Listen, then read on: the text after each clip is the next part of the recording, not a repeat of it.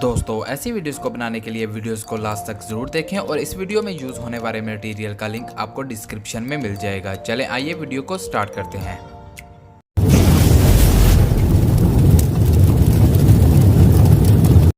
दोस्तों सबसे पहले आपने अपना काइनमास्टर एप्लीकेशन को ऑन कर लेना है और इस प्लस के निशान पर आपने क्लिक करना है।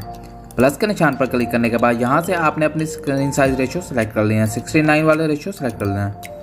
करने के बाद आपकी गैलरी ओपन हो जाएगी। गैलरी में से जिस पिक्चर को आप बैकग्राउंड पर लगाना चाहते हैं उस पिक्चर को आपने सेलेक्ट कर लेना है। सेलेक्ट करने के बाद उस पर आपने क्लिक करना है और इसकी टाइमलाइन को बढ़ा देना है। जितना आप स्टेटस वीडियोस को बनाना चाहते हैं उतनी टाइमलाइन को बढ़ा दें। टाइमलाइन को बढ़ाने के बाद आपने इसके स्टार्ट में आ जाना है। स्टार्ट में आने के बाद ये आपको ऑप्शन दिख रहा है विग्नेट, तो आपको आपने इसको इनेबल कर देना है। इनेबल करने के बाद आपने एडजस्टमेंट में जाना है और यहाँ से ब्राइटनेस वाले ऑप्शन को आपने थोड़ा सा कम कर देना है। कम करने के बाद ओके कर लेना है। ओके करने के बाद लेयर में जाना है। लेयर में जाने के बाद मीडिया में जाना है।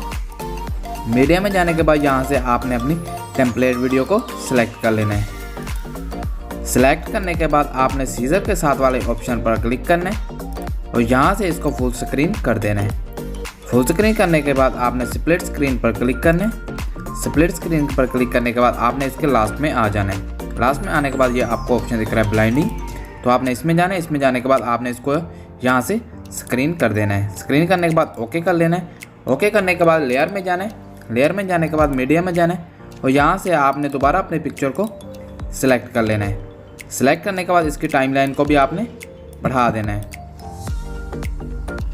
बढ़ाने के बाद आपने क्रॉपिंग में जाना है। क्रॉपिंग में जाने के बाद इसको अच्छे से सेट कर देना है। सेट करने के बाद आपने क्रॉपिंग पर क्लिक करना है और इसमें अच्छे से एडजस्ट कर देना है।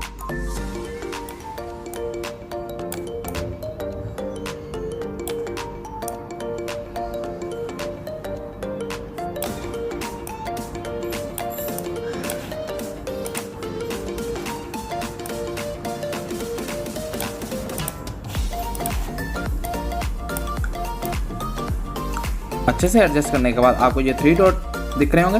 3 डॉट पे क्लिक जाना है। 3 डॉट पे जाने के बाद यहाँ से आपने सेंड टू बैक कर देना है। सेंड टू बैक करने के बाद ओके कर लेना है। ओके करने के बाद आपने दोबारा लेयर में जाना है। लेयर में जाने के बाद मीडिया में जाना है और यहाँ से आपने अपनी टेम्पलेट वीडियो को सिलेक्ट कर लेना है। सिलेक्ट करने के बाद आपने सीजर के साथ वाले ऑप्शन पर क्लिक करना है। उसको भी यहाँ से फुल स्क्रीन कर देना है। फुल स्क्रीन करने के बाद स्प्लिट स्क्रीन पर क्लिक करना है और इसको भी आपने लास्ट में आ जाना है। लास्ट में आने के बाद ब्लाइंडिंग में जाना है और इसको भी यहाँ से आपने स्क्रीन कर देना है। स्क्रीन करने के बाद ओके कर लेना है, तो आपकी वीडियो कुछ इस तरह से बन जाएगी। और